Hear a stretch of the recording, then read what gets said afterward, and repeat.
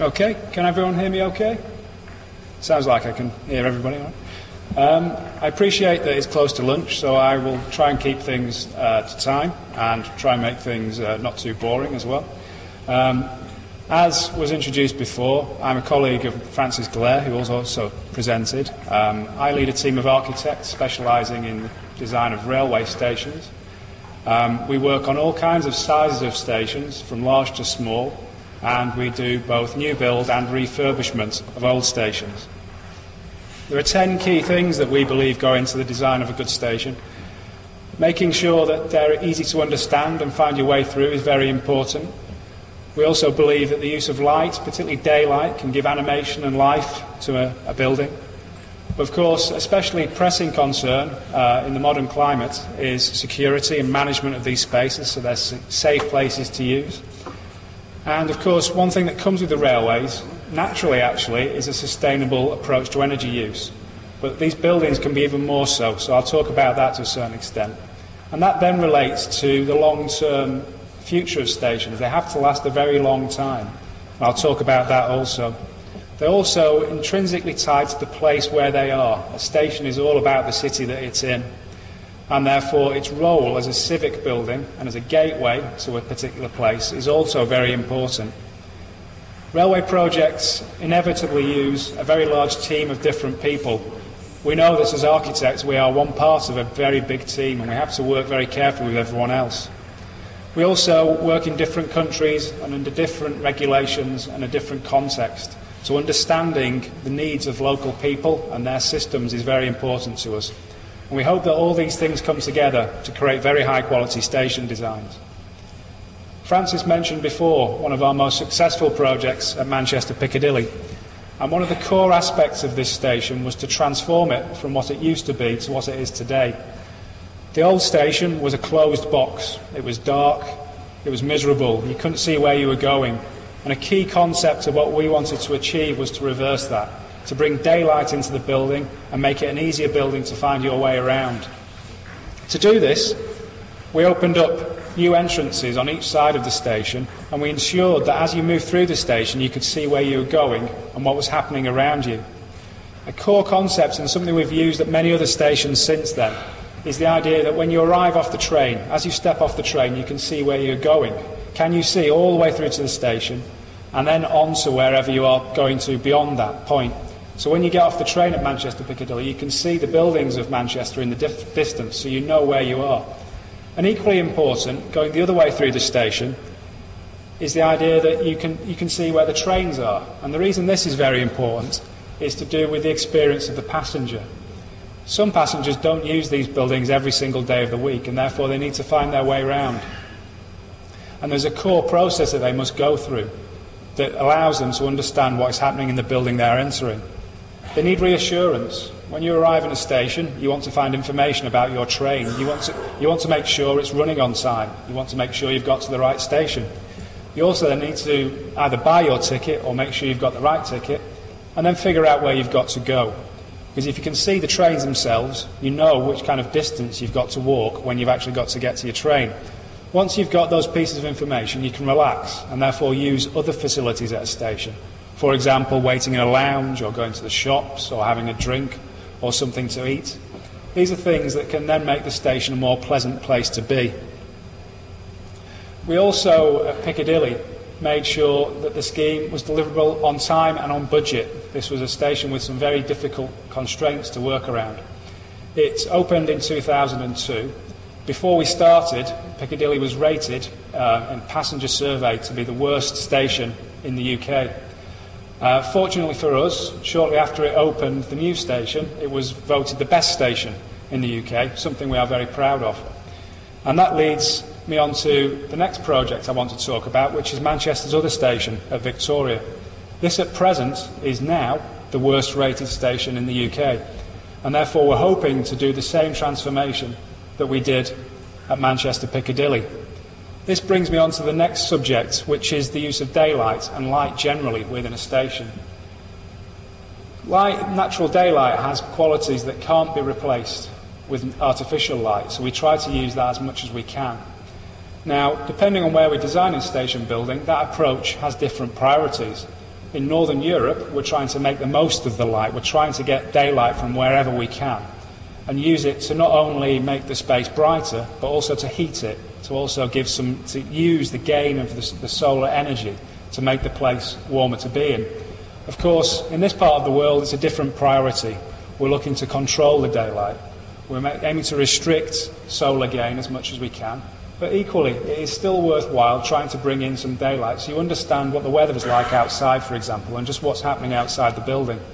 And here, the energy that can be used isn't all about heating, it's about electricity generation potentially and using daylight in that way. This project at Manchester Victoria is dealing with a very complicated and old station, which will have 3 times as many passengers through it shortly when infrastructure changes are made around Manchester. And therefore, we've really got to test the original buildings to see if they can take these additional people through the existing entrances. And therefore, we work very carefully with pedestrian modelling analysers who can look at, are the entrances wide enough? Where will the queues build up to make sure that passenger flows do not get in the way of one another? This is important in terms of getting the people through the station, but also seeing how else people could use the station in the future. Victoria sits at a very important part of the city centre. It's a block right now between connecting various places. Some of these new places will be regenerated soon, and therefore our station design needs to look at not only how the existing station works, but how new entrances might be introduced in the future, and also how the station might become something other than a pure transport interchange. We found at Piccadilly, and we're hoping for the same at Victoria, that the station becomes a building that is used not only for transport uses, it can become an important part of the city. So the concourse of a station can become a public square, for example, which people use for other reasons than getting a train or a tram or a bus. In other words, they go there to buy their shopping or because they're having their lunch break from work. It's called making the station a destination in its own right. In other words, you don't just go there to get the train, you go there for other reasons. A quite important issue, though, both at Victoria and this next station in Swansea, is dealing with security. Stations often have different kinds of uses at different times of the day. Of course, train services run late into the night, so you need to make sure they're safe and secure at all times. And this is different levels of safety. It's personal safety and how you perceive that you feel safe. You know, are you hidden away, or are you in a big open space where you feel welcome and safe? And it also relates to terrorism and the risk of for example, bomb blasts, and therefore making sure that cars can only access certain areas of station sites. Materials are chosen in a careful way to make sure that they're safe and they don't cause further damage or injury to life. And therefore, at Swansea, similar way to Piccadilly, we have opened up a lot of the spaces that are currently very closed in and don't feel very nice to be inside, and also make those visual connections from inside to out. One thing that is also very reassuring to passengers is seeing a human face. You can have all the different technologies available to you in the world in terms of passenger information screens and voice announcement systems, but there is sometimes nothing better than actually seeing a friendly face who can actually help you with information, but also make you feel that you are safe and secure. And this is something that we aim to do at Swansea, make sure that people feel it is a friendly environment to be within. Another one of our projects, again that Francis touched upon, is Northampton Station. This is a project on a much larger site, whereby there are different things going to happen on this station site in the future. There's going to be the station itself and the important commuter links to London from Northampton, but there will be other uses. There will be residential developments and offices and education. And when we look at the site overall, you can see an energy pattern, a use for energy and water and other sources that fit into a broader sustainability strategy for the whole area, so that the strengths of one building and the needs of another can be matched against one another. So, for example, the station building, it needs a lot of electricity. The station runs for a long period of the day. It needs lighting, it needs energy systems. So that's what it needs from other areas. It can also give things back to the surrounding developments. Stations have very big roofs, they have big platforms to cover, and therefore they can collect a lot of rainwater. And therefore the water that the station collects is often more than the station needs itself, so that water can be fed to the surrounding developments and used as grey water. Overall, around this site, there is also going to be a combined heat and power plant, again, which can take different loads from different kinds of buildings and bring them together. And there is also photovoltaic panels on the roofs to generate electricity. Inside the buildings, there's a different kind of sustainability at play.